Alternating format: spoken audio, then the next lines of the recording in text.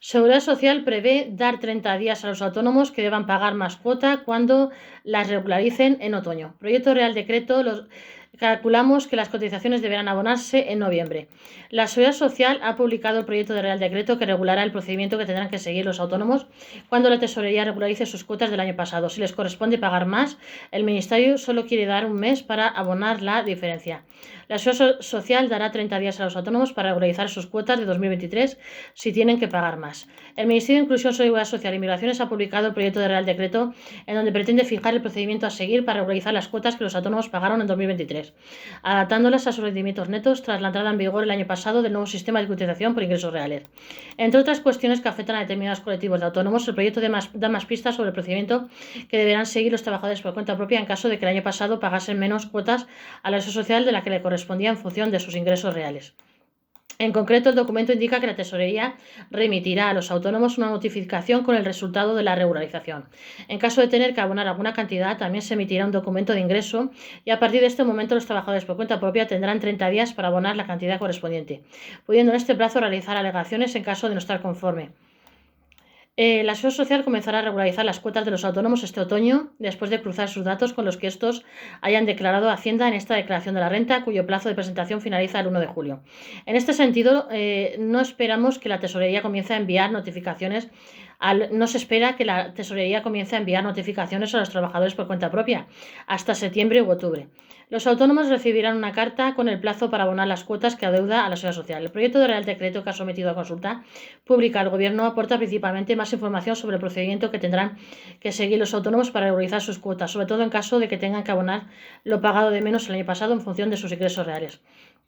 En concreto, se dice que se producirá una notificación telemática y en caso de tener que abonar alguna diferencia también se enviará una carta de pago.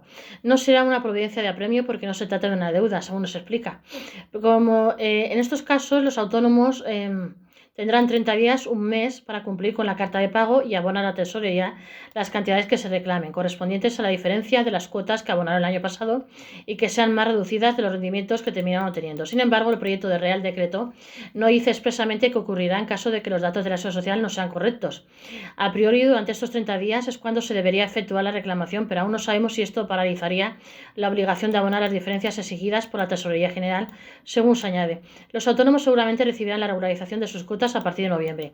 Aunque todavía no existe una fecha concreta para que la Seguridad Social comience a regularizar las cuotas que los afiliados al régimen especial de trabajadores autónomos renta desde el Ministerio dirigido hace unos meses, que no será hasta que termine la campaña de la renta, cuando la Tesorería cruzará sus datos con Hacienda para saber si los trabajadores por cuenta propia pagaron de más o de menos el año pasado sus cotizaciones. Sin embargo, teniendo en cuenta que en julio termina la campaña de la renta y que en agosto suele ser un mes de poca actividad en la Administración, lo más lógico es que la Seguridad Social comience a enviar las notificaciones y cartas de pago a los autónomos entre septiembre y octubre. Por tanto, los autónomos con diferencias a abonar deberían comenzar a hacer los pagos en noviembre.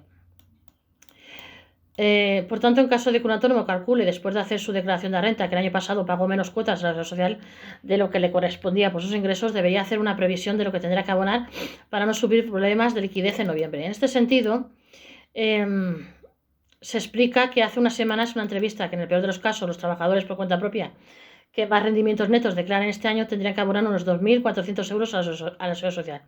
La Seguridad Social utiliza otros datos, además de los de Hacienda, para calcular la regularización de las cuotas.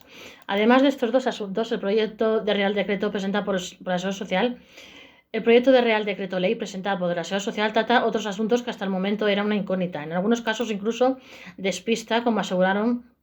Por ejemplo, se establece que la Tesorería no solo utilizará los datos de Hacienda tras la campaña de la renta, sino que también utilizarán toda la información que tengan a su disposición. Esta cuestión puede estar relacionada con la exigencia de aportar datos que anteriormente ya tenía la Administración y cuyo plazo de presentación vencerá el 30 de junio después de la prórroga aprobada por el Gobierno, como ya contamos en otro de nuestros vídeos.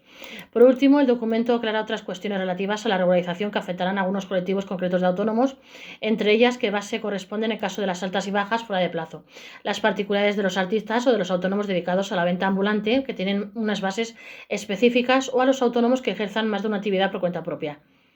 No olvidéis de suscribirse a este vuestro canal Gestor y Gestoría YouTube.